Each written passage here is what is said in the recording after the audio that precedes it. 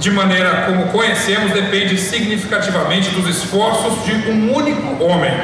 E o New York Times resumiu: ele é o guardião do planeta, Maurice Strong. É este homem imprescindível e incansável. Foi o primeiro diretor executivo do Programa Ambiental das Nações Unidas, serviu em diversas missões da ONU, foi comissário mundial para o meio ambiente, conselheiro para a Coreia do Norte, recebeu mais de 50 títulos honoris causa.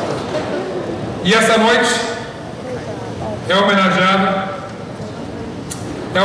aqui. Então, muito bem-vindo como A-Brigader Internacional, Dr. Maurice Strong. Bem-vindo.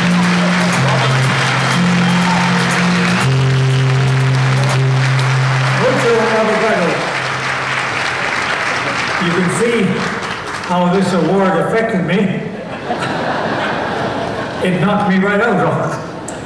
Anyway, I am deeply, profoundly honored to be in such company, the company of so many of others who have done far more than I could possibly have done to deserve these E awards.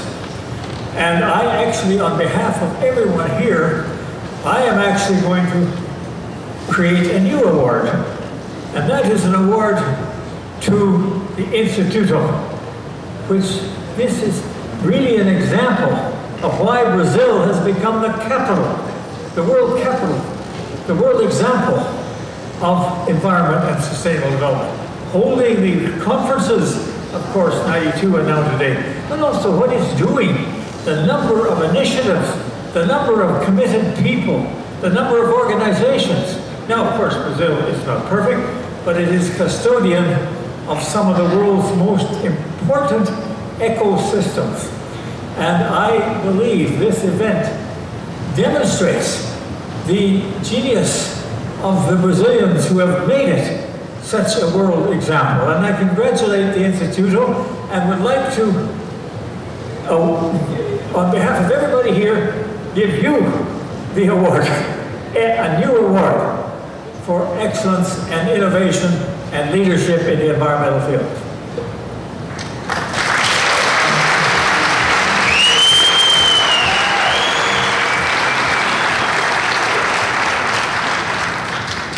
Anything I have done to help the environment over the years, and as I think you know, I'm an old man now, but tonight I feel a new surge of energy and commitment.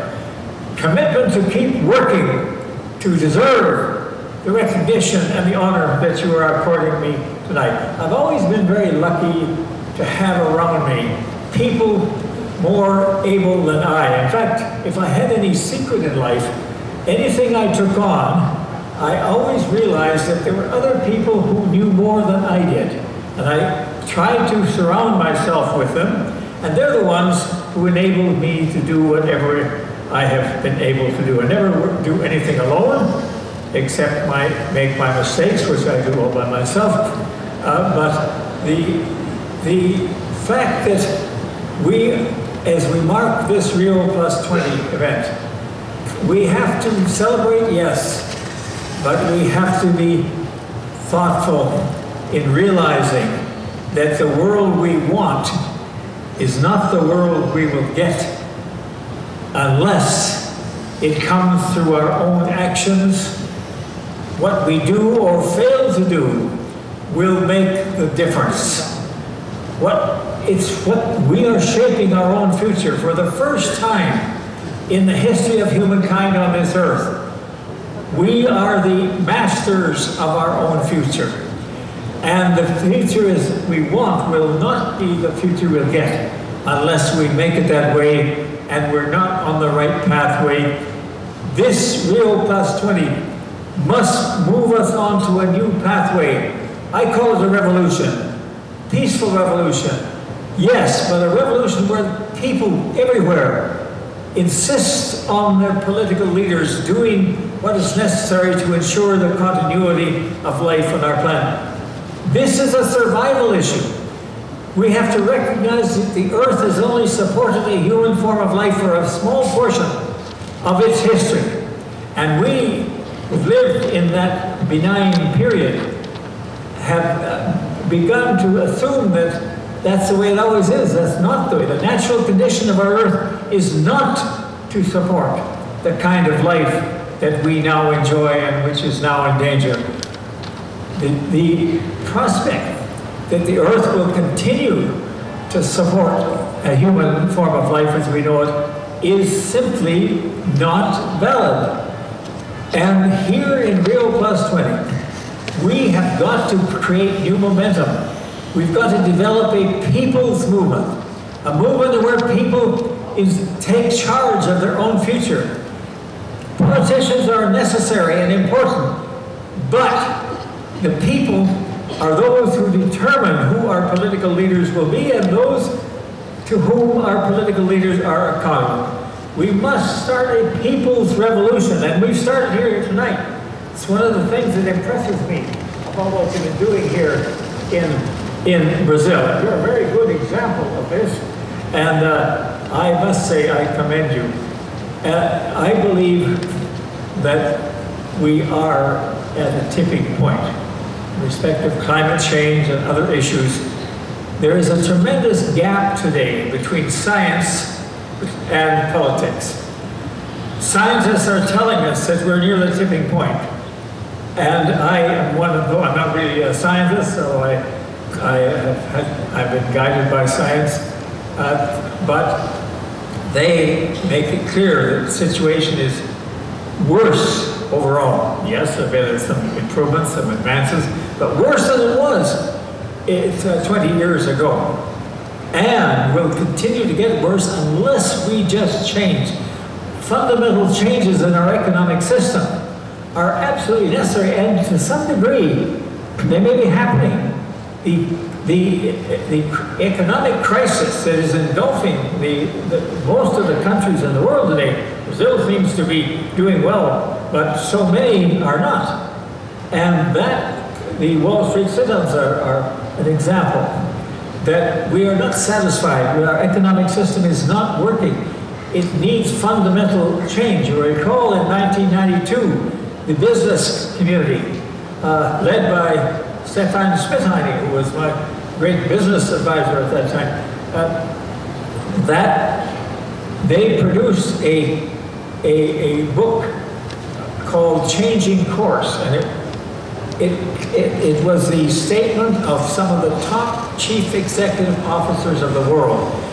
And they said, that's 20 years ago, and these were not wild-eyed environmentalists, these were chief executive officers. And what they said was, our present economic system will not work. It is not viable. We must change course. That message is even more valid today. We are not on the course to get the world we want. We will get the world we deserve.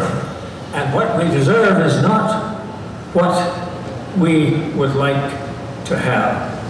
This Rio Plus 20, which Brazil has hosted so well, you know, it is amazing. I feel part of Brazil. I feel the energy of Brazil is fantastic, and it gives me new energy, and it gives me a new desire to continue working with all of you to try and ensure that the future we want is the future we'll get through our own efforts at change, the need to change course, the need to change our economic system, the need to ensure that citizens are also shareholders of the resources which every country has.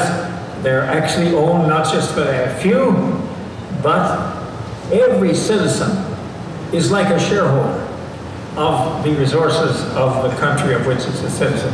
We've got to change how we look at things, how we do things, how we arrange things.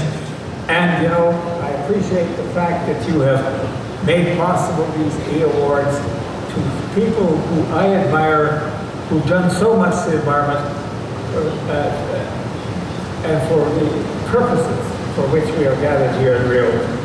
All I can say is I'll keep trying. I'll keep working on it to try and earn the honor and confidence that you have given to me tonight. Thank you.